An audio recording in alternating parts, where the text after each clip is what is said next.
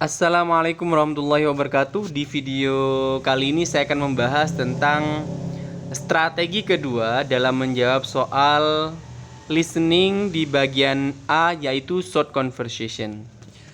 Di strategi 2 ini kita harus memilih jawaban yang bersinonim dengan pernyataannya pembicara kedua. Jadi kalau di strategi 1 kita diminta untuk fokus pada pembicara kedua atau di second line. Jadi second line itu adalah jawaban atau informasi yang diberikan oleh pembicara kedua. Oke. Kenapa kita harus fokus pada pembicara kedua? Karena di jawabannya ada jawaban dari pertanyaan untuk soal short conversation, percakapan pendek atau percakapan singkat, itu ada di pembicara kedua. Jawabannya ada di situ. Dan biasanya jawaban di pilihan A, B, C atau D ini berupa sinonim, baik berupa sinonimnya dalam bentuk kata benda ataupun frase ataupun klausal, dan bisa jadi dalam bentuk kalimat. Ya, jadi kata lain atau kalimat lain, informasi yang serupa yang ada di opsi A, B, C atau D. Itu yang dimaksudkan dari strategi 2 ini. Oke, jadi kita temukan pernyataan yang serupa dengan apa yang disampaikan oleh pembicara kedua. Itu saja intinya.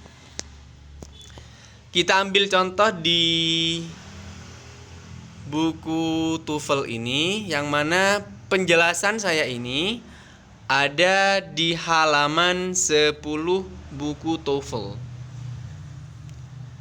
Baik, contohnya di sini. Why is Prilly feeling very happy? Nah, jawabannya she started working in a property agency. Nah, jadi strategi 2 kita strategi 1 kita aplikasikan, yaitu fokus pada pembicara kedua. Pembicara keduanya di sini adalah the man. Dan kita cari jawaban yang sesuai dengan pernyataannya the man ini.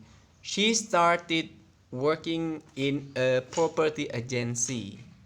Berarti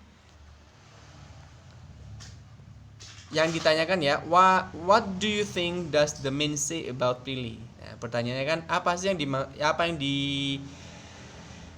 yang dikatakan oleh pria itu? Pria di sini adalah the man ya. Berarti kita harus mencari informasi pernyataan yang sama dengan apa yang dikatakan oleh the man ini.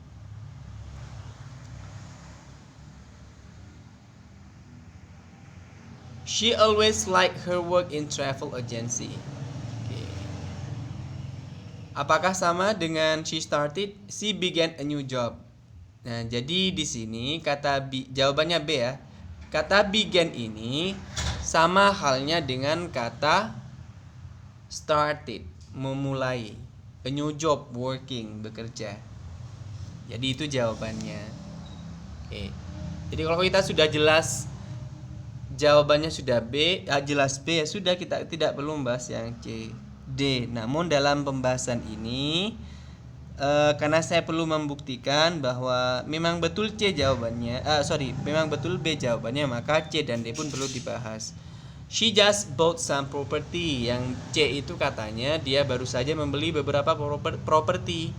Sementara yang D, she bought a property agency. Dia membeli agensi properti. Itu juga bukan ya. Karena jawabannya adalah dia mulai bekerja. Memulai suatu pekerjaan yang baru. Oke. Jadi itu caranya menjawab soal listening. Terlepas dari strategi yang ada, untuk bisa menjawab soal listening, kita membutuhkan kekayaan kosakata, minimal kosakata yang secara umum dipakai seperti kata began,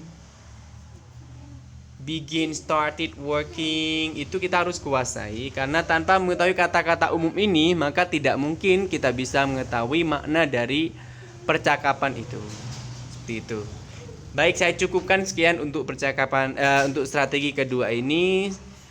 Mudah-mudahan bisa dipahami dengan baik. Saya akhiri. Assalamualaikum warahmatullahi wabarakatuh. Mil, pupu ona.